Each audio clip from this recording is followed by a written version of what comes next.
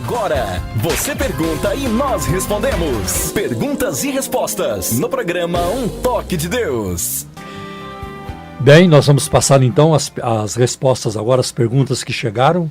Não prometo responder todas, porque são muitas. Mas vamos fazer o possível para ajudar nossos queridos ouvintes. Isso, e aí, queridos ouvintes, vocês aí que estão nos mandando as perguntas, o que nós não conseguirmos responder hoje, nós prometemos que nos próximos programas a gente vai respondendo. Então vamos lá, Pastor Paulo. O irmão Ricardo, lá de Cotia, ele pergunta o seguinte: Miguel é o nome de Jesus Cristo quando em guerra contra o mal? Ele aprendeu isso no Adventismo, gostaria de uma explicação. Interessante, essa não é uma posição apenas do Adventismo do sétimo dia, né? Tem outros grupos também que creem dessa forma, né? Tem outros grupos, por exemplo, o segundo profeta Mormon, Brigham Young, ele escreveu na obra Doutrinas de Salvação, no volume 1 e na página 105. Quando nosso pai Adão chegou ao jardim do Éden, veio com um corpo celestial e trouxe consigo uma de suas esposas, Eva. Ele ajudou a fazer e organizar este mundo. Ele é Miguel, o arcanjo, o ancião de dias, do qual tem falado e escrito homens santos. Ele é o nosso Deus, o único Deus com quem temos algo a ver. Né? Então, os ouvintes percebem aí, os leitores que lerem também as obras de Brigham Young, então ele afirma aí que Adão é o único Deus com quem nós temos que tratar e que ele é Miguel. Um outro grupo também que ensina que Jesus é Miguel é o das Testemunhas de Jeová. Elas também afirmam isso. Não existe nenhum grupo, nenhuma denominação que ensina tal coisa. Nem os batistas, nem os pentecostais, nem os presbiterianos, nem os metodistas, os congregacionais, eu não conheço uma denominação evangélica que ensina que Jesus é o arcanjo Miguel. Então, tem esses três grupos, as Testemunhas de Jeová, os Mormons e os Adventistas do sétimo dia. Jesus é o arcanjo Miguel. É muito interessante, quando a gente trata dessa questão, citar Daniel capítulo 10 e o versículo 13. Né? Em Daniel 13, o Miguel é apresentado como um dos primeiros príncipes. Né? Um dos primeiros príncipes. Ora, se Miguel é um dos primeiros príncipes, um dos primeiros arcanjos, então tem outros príncipes como Miguel. E, de maneira alguma, existe alguém como Jesus. Jesus é incomparável. Por isso que um dos termos usados sobre Jesus no Novo Testamento é unigênito. O Filho unigênito. Né? Ele nunca é chamado Filho unigênito de Maria. Ele é o primogênito de Maria. Né? Porque ele foi o primeiro o filho de Maria a nascer. Mas ele é chamado filho unigênito de Deus. Tá? Porque, e o termo no grego é monogenes, que significa o único gerado. Não tem ninguém como Jesus. Ele é o único gerado, ele é único. Né? Agora, dizer que Jesus é o arcanjo Miguel, assim, foge à lógica e qualquer ginástica bíblica ou teológica. Porque ele não pode, Jesus é o Criador. A gente vê isso muito claro em João capítulo 1, versículo 3. Isso. Todas as coisas foram feitas por ele, e por ele nada do que existe existiria. Então a Bíblia coloca claramente que Jesus é também o Criador dos anjos. Ele é o Criador de tudo, porque ele é Deus. Né? Então ele não pode ser o Criador e a criatura ao mesmo tempo. Como é que pode um negócio desse? Se ele ser o Criador e a criatura ao mesmo tempo. Então não tem como defender isso à luz da Bíblia. Né? E o nome Miguel significa quem é como Deus.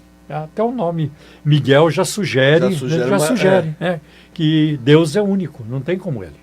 Colocar um anjo na divindade, né? Embora Jesus no Antigo Testamento é chamado anjo do Senhor, mas aí é quanto a um título e não é natureza. Né? A natureza de Jesus Cristo, ela é divina.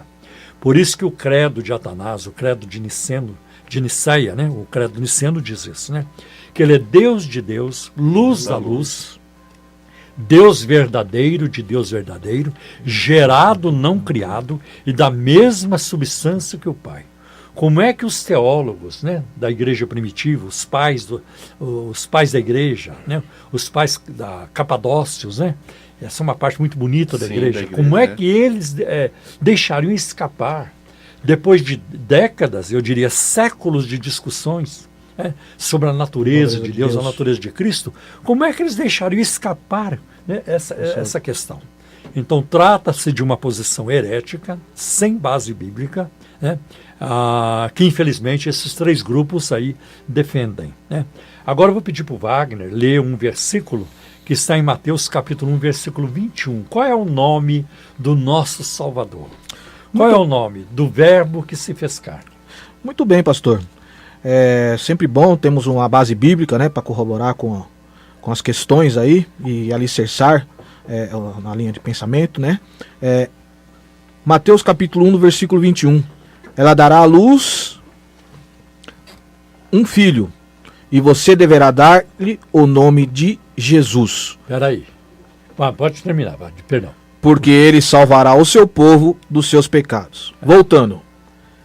Ela dará à luz um filho, e você deverá dar-lhe o nome de Jesus. Olha, se deveria aparecer aí, e ela dará à luz um filho, seu nome será Miguel. Né?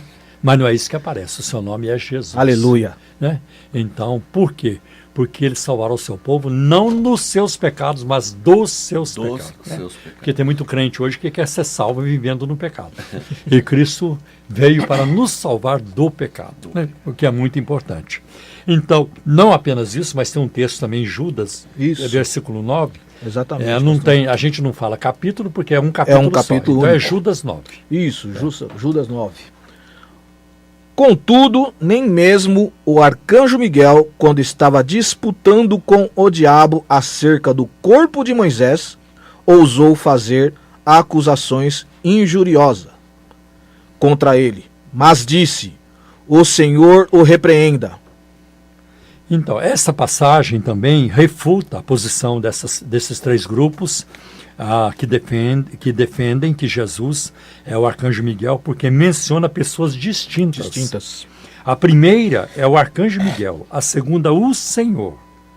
Ora, se o arcanjo Miguel fosse o próprio Senhor, ele mesmo repreenderia o diabo. Né? E ele não quis repreender, ele disse: o Senhor te repreenda. Aí aparecem as duas pessoas distintas. Né? Então, eu creio que nós já respondemos. Tanto o diabo como o anjo comparado no mesmo nível. Então, já respondemos aí essa pergunta. Amém. Pastor, deixa eu mandar um abraço aqui para a Vânia, lá da FATET, nossa ex-aluna. Ela está aqui na escuta mandando um beijo. Vânia, um beijo, saudades de você.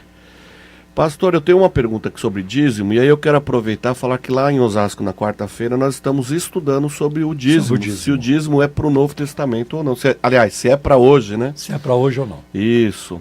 Então, o irmão Franco, ele é lá de Candeias, Minas Gerais. Ele pergunta o seguinte: por que os dizimistas não gozam das promessas em Malaquias 3:10? Não, eu acho que não podemos ser assim tão taxativos, né? O dízimo... ele está na Bíblia, né? Ele está na Bíblia, Antigo e Novo Testamento. É claro que o dízimo ele precede a lei de Moisés, porque Abraão foi dizimista. Sim. Ele entregou os dízimos para Melquisedeque, né? Que é uma figura muito interessante, um dos símbolos de Cristo no Antigo Testamento. E depois o próprio Jacó faz um voto a Deus, que se Deus o abençoasse, né? E provesse para ele, o protegesse, ele daria o dízimo de tudo. Né? Depois Moisés regulamentou o dízimo na lei, por quê? Até para evitar abusos. Né? Então é a 10ª parte. Né? Então, para evitar abusos. E hoje a gente vê abusos na área do dízimo. Né? Às vezes tem campanhas aí, de vários picaretas aí, que ficam pedindo o trízimo. Você vai depositar 30%. Esse mês você vai ficar só com 70% e você vai depositar o trismo. Isso está contra a palavra, né? Isso revela o quê? Isso revela a ganância do pregador, do pastor, do apóstolo, do missionário, mas não revela a verdade bíblica, revela a ganância do lobo, né? Porque a Bíblia usa essa expressão, lobos vorazes, lobos devoradores. Paulo usou essa expressão em Atos capítulo 20, lá pelo versículo 30, né? Alertando os anciãos, os líderes de Éfeso sobre essa questão. Então, Moisés colocou para isso, para que não houvesse abuso. O dízimo aparece no Novo Testamento, muita gente argumenta, mas Jesus não falava sobre o dízimo. Falou pouco. Falou em Mateus capítulo 23, versículo 23. Por que Jesus não falava? Porque era uma questão resolvida. Até pelo contrário, os fariseus enfatizavam um dízimo exagerado, eles eram muito radicais na questão do dízimo, então não precisava você ficar falando do dízimo, né? Então você pega uma igreja onde todos os membros são dizimistas fiéis, você vai precisar ficar batendo na cabeça deles? Não precisa, porque eles já fazem aquilo, já é uma questão resolvida para aquela gente, então você não precisa ficar falando de dízimo. Por isso que Jesus não falava tanto do dízimo, porque já era uma questão resolvida para os seus ouvintes, né? E depois o dízimo aparece também em Hebreus capítulo 7, versículo 8. Né? Então a Bíblia diz, no Antigo Testamento, o povo de Deus era obrigado a dar 10%. No Novo Testamento, é mais uma questão de privilégio, né, do que de obrigação. Então a pessoa dá por prazer. Sim. Se a gente for discutir isso aqui hoje, vai tomar muito tempo nosso, não tem como discutir, mas uma outra hora podemos falar. Qual era a posição da igreja, dos cristãos do Novo Testamento em relação a dinheiro? Era de generosidade, de liberalidade. Nós temos vários exemplos disso, né? Então no Antigo Testamento, 10% era do Senhor. No Novo Testamento, tudo é do Senhor. Glória a Deus. Tudo. Aleluias. Então, o cristão deve, de fato, contribuir com o seu dízimo, sua oferta, mas Deus vai pedir conta também dos 90% que ficaram na mão do cristão, né? Na mão do crente. Para que você Claro, administre, porque né? tudo é de Deus. Né? Tudo é de, como é que você gastou aquele dinheiro? Olha, eu te dei tanto, como é que você distribuiu esse dinheiro? Como é que você gastou? Né? Então, como exercemos a boa função de mordomos. Isso, como é que nós exercemos a mordomia, né? E não é mordomia só em relação a dinheiro, ao meio ambiente, positivo, à flora, à fauna, cuidar do nosso planeta, né? Nós somos mordomos. Isso que a teologia reformada chama de mandato cultural. Que já foi designado a Adão cuidar. Lá no início, né? Sim, né? Já foi lá no Jardim do Éden. Pastor, mas só para corroborar aqui o texto, no Malaquias capítulo 3, verso 10, tragam o dízimo todos ao depósito do templo, para que haja alimento em minha casa. Ponham à prova, diz o Senhor dos Exércitos, e vejam se não vou abrir as comportas dos céus e derramar sobre vocês tantas bênçãos que nem terão onde guardá-las. Olha aí que grande bênção. Deixa eu fazer uma colocação. Claro, com certeza. O profeta Malaquias, ele está profetizando, ele está falando contra os sacerdotes. Sim.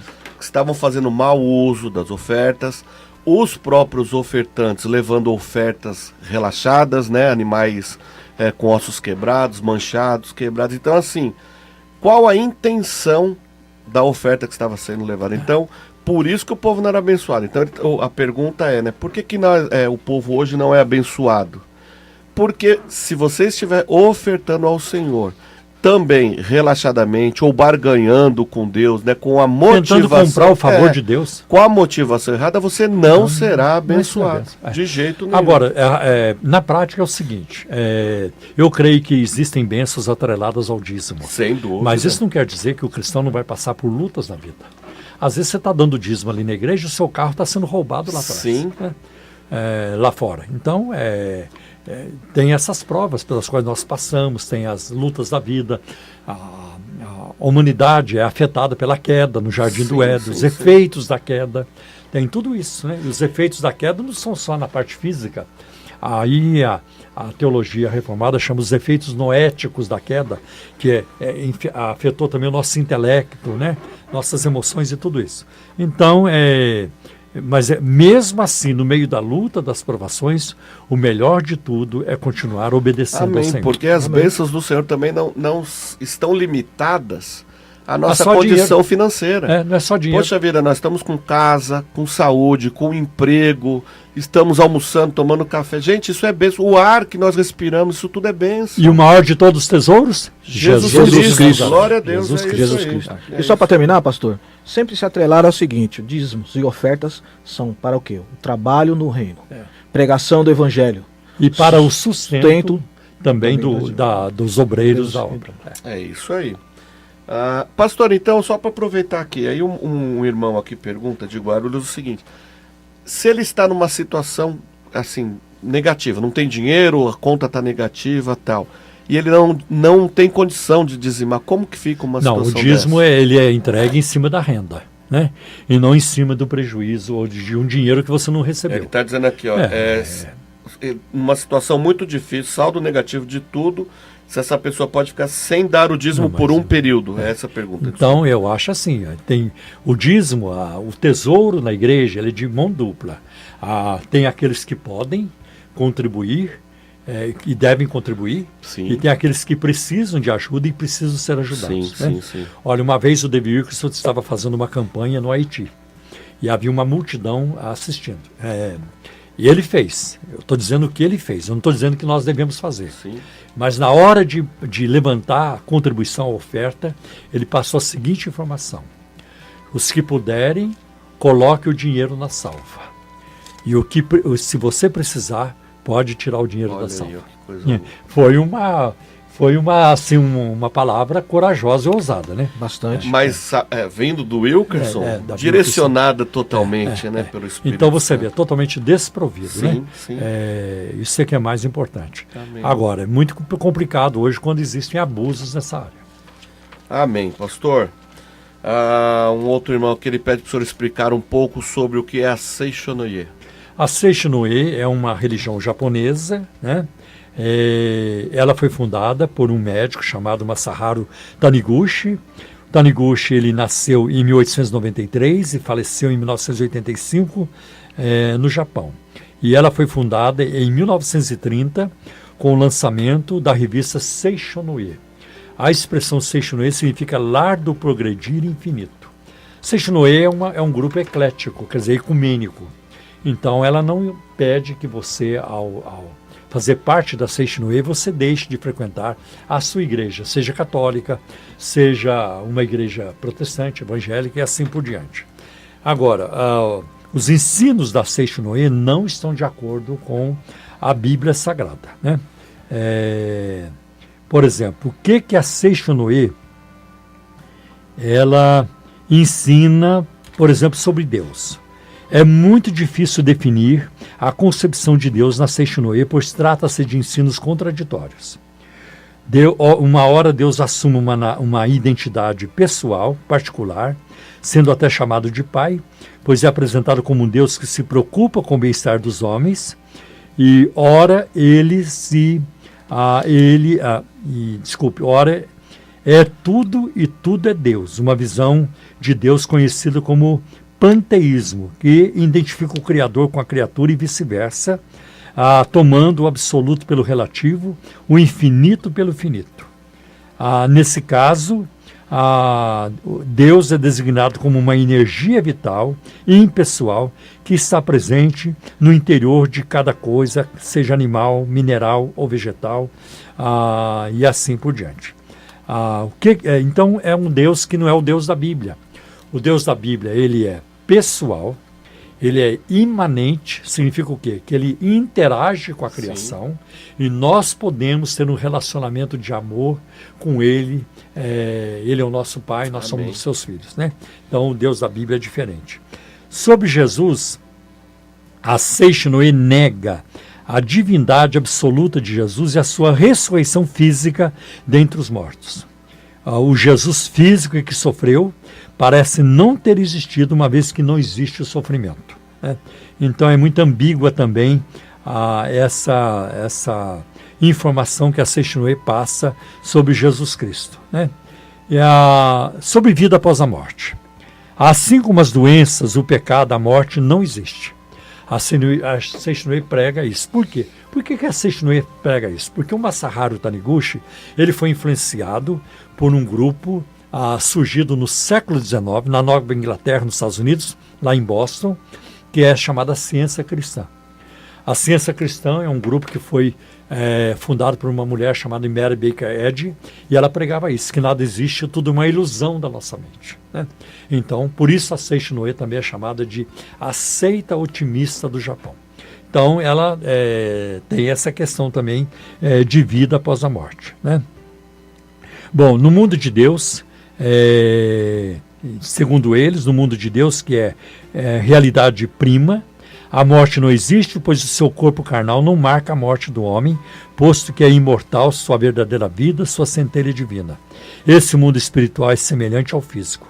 O sucesso de uma boa reencarnação dependerá do karma. E aí a Seixinoe coloca a doutrina da reencarnação. Ora, se nós formos abraçar a doutrina da reencarnação, nós vamos ter que aceitar que Jesus Cristo perdeu seu tempo na cruz. O que ele estava fazendo na cruz? Ele estava se divertindo ou ele não sabia o que estava fazendo? A Bíblia é categórica em afirmar que a morte de Cristo na cruz ela foi vicária, isto é, ela foi substitutiva, ele morreu no nosso lugar, ele levou sobre si os nossos pecados, e Efésios capítulo 2, versículos 13 e 15 coloca isso. No seu corpo ele desfez a parede de separação, nos reconciliou com Deus. E o sangue de Jesus Cristo é a garantia, né?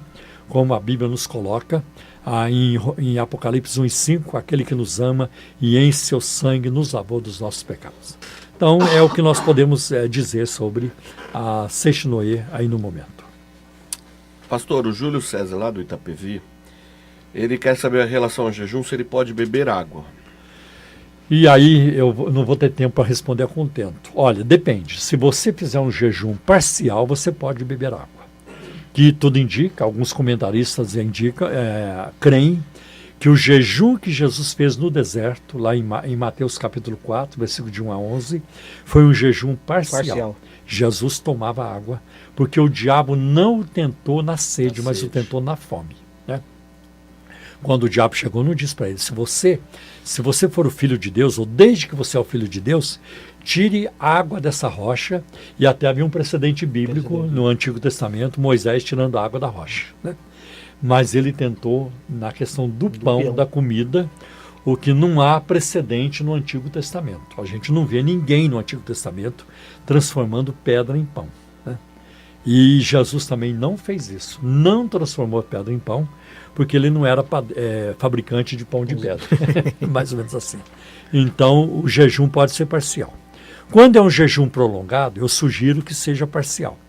De 1 dia, de 2 dias, um jejum parcial tomando água. Quando é um jejum curto, de uma refeição, você vai jejuar apenas o café da manhã, é preferível que seja um jejum integral, absoluto ou total, né? Agora, fica aqui uma recomendação para pessoas que têm problemas de saúde e não podem jejuar. Não se sintam crentes de segunda classe, de terceira categoria. Você pode muito bem separar um tempo para ler a palavra, orar, louvar a Deus, cantar, e isso Deus receberá também, tá? Nós temos que servir a Deus com discernimento e com prudência. Amém. E não de outra forma, tá bem? Amém. Eu acho que são a explicação que eu poderia dar neste momento.